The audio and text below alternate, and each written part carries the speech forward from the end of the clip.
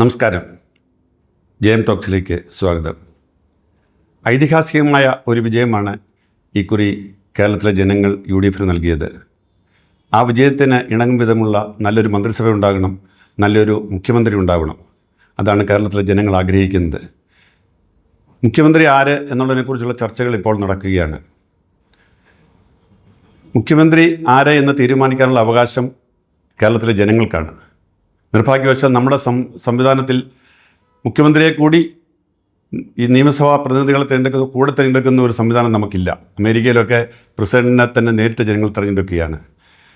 പക്ഷേ കേരളത്തിൽ ജനങ്ങൾ ആഗ്രഹിക്കുന്ന ഒരു മുഖ്യമന്ത്രി അതൊരിക്കലും ഇവിടെ മത്സരിക്കാത്ത, നിയമസഭാ തിരഞ്ഞെടുപ്പിൽ മത്സരിക്കാത്ത ഒരാളായിരിക്കരുത്. ഇവിടെ കേരളത്തിൽ ഇപ്പോൾ ജനങ്ങളെ ഭരിക്കേണ്ട മുഖ്യമന്ത്രി ഒരിക്കലും ഡൽഹിയിൽ നിന്ന് കെട്ടിയിറക്കുന്നൊരു മുഖ്യമന്ത്രി ആയിരിക്കരുത്. അത് ഹൈക്കമാൻഡ് അടിച്ചേൽപ്പിക്കുന്നൊരു മുഖ്യമന്ത്രി ആയിരിക്കരുത്. ഇവിടെ ഈ 63 MLA-മാരിൽ നിന്ന് പ്രഗത്ഭരായ ധാരാളം പേരുള്ള സ്ഥിതിക്ക് അവരിൽ ഏറ്റവും പ്രഗത്ഭനായ ആൾ ഈ നിയമസഭാ തെരഞ്ഞെടുപ്പ് നയിച്ച വളരെ സമർത്ഥരായ നിരവധി പേരുണ്ട്. അവരിൽ ഏറ്റവും മുൻനിരയിൽ നിന്നത് നമുക്കറിയാവുന്നതുപോലെ VD സതീശനും രമേശ് ചെന്നിത്തലയുമാണ്. ഇവരിൽ ആരെ എങ്കിലും തിരഞ്ഞെടുക്കുക എന്നതിനപ്പുറത്തേക്ക് മുകളിൽ നിന്ന് ഒരാളെ അടിച്ചേൽപ്പിക്കുക എന്ന് പറയുന്നത് അവരെത്ര പ്രഗത്ഭരാണെങ്കിലും എത്ര സ്വാധീനമുള്ളവരാണെങ്കിലും ഹൈക്കമാൻഡിൻ്റെ ഭാഗമാണെങ്കിൽ പോലും അത് ജനങ്ങളോട് കാണിക്കുന്ന അനീതിയായിട്ടാണ് എനിക്ക് തോന്നുന്നത്.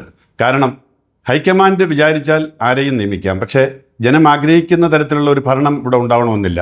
കാരണം ഇവിടുത്തെ ജനങ്ങളുമായി നിരന്തരമായി ഇടപഴകുന്ന, ഈ തെരഞ്ഞെടുപ്പിൽ അങ്ങോളം ഇങ്ങോളം യാത്ര ചെയ്ത് ജനങ്ങളുമായി ഇടപഴകിയ ഒരു നേതാവല്ല ഈ മുഖ്യമന്ത്രി സ്ഥാനം ഏറ്റെടുക്കുന്നതെങ്കിൽ തീർച്ചയായും അത് ഈ ഭരണത്തിൽ പ്രതിഫലിക്കുമെന്നുള്ള കാര്യത്തിൽ യാതൊരു സംശയവുമില്ല.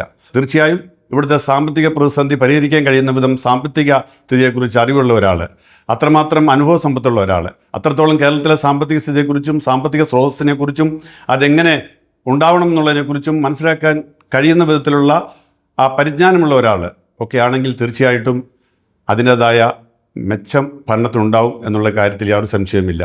ഒരു MP ആണ് മുഖ്യമന്ത്രിയായിട്ട് വരുന്നതെങ്കിൽ സ്വാഭാവികമായിട്ടും നമുക്കറിയാം വീണ്ടും ഇവിടെ തെരഞ്ഞെടുപ്പ് വരും. അത് 6 മാസമുള്ള നിയമസഭാ തെരഞ്ഞെടുപ്പ്, അതിനുശേഷം MP സ്ഥാനം രാജിവെക്കുമ്പോൾ വീണ്ടും ഒരു പാർലമെൻറ്റ് തെരഞ്ഞെടുപ്പ്, ഉപതെരഞ്ഞെടുപ്പ്. ഇത് രണ്ടും ഉണ്ടാക്കുന്ന സാമ്പത്തിക ബാധ്യത, സമയനഷ്ടമെല്ലാം നമ്മൾ കണക്കിലാക്കണം. ഇനി അതല്ല, ഒരു MP തന്നെ മുഖ്യമന്ത്രിയാക്കണമെങ്കിൽ നമുക്ക് ആദ്യത്തെ വനിതാ മുഖ്യമന്ത്രിയായിട്ട് നമ്മുടെ എല്ലാം പ്രിയപ്പെട്ട, നമുക്കെല്ലാം ആദരണീയയായ സാക്ഷാൽ പ്രിയങ്ക ഗാന്ധിയെ തന്നെ നമുക്കിവിടെ തിരഞ്ഞെടുക്കാം. അതല്ല, ഇനിയും ഈ കോൺഗ്രസ്സുകാർ ഒന്നും പോരാ എന്നുണ്ടെങ്കിൽ വളരെ യോഗ്യനായിട്ടുള്ള ഒരാൾ, നമ്മുടെ മുസ്ലിം ലീഗിൻ്റെ നേതാവായ PK കുഞ്ഞാലിക്കുട്ടിയെ നമുക്ക് മുഖ്യമന്ത്രിയാക്കാം. PK കുഞ്ഞാലിക്കുട്ടിക്ക് എന്താണ് കുറവ്? അദ്ദേഹം സമർത്ഥനായ ഭരണാധികാരിയാണ്. അദ്ദേഹം അങ്ങേറ്റത്തെ മതേതരവാദിയാണ്. അദ്ദേഹത്തിൻ്റെ മതേതരത്വത്തെക്കുറിച്ച് ആർക്കും ചോദ്യം ചെയ്യാൻ പറ്റില്ല. അദ്ദേഹത്തിൻ്റെ ഭരണശൈലിയെക്കുറിച്ച് ആർക്കും, അദ്ദേഹത്തിൻ്റെ ഭരണത്തിലുള്ള മികവിനെക്കുറിച്ച് ആർക്കും ചോദ്യം ചെയ്യാൻ പറ്റില്ല. അങ്ങനെയാണെങ്കിൽ കുഞ്ഞാലിക്കുട്ടി ആയിക്കോട്ടെ കേരളത്തിൻ്റെ മുഖ്യമന്ത്രി.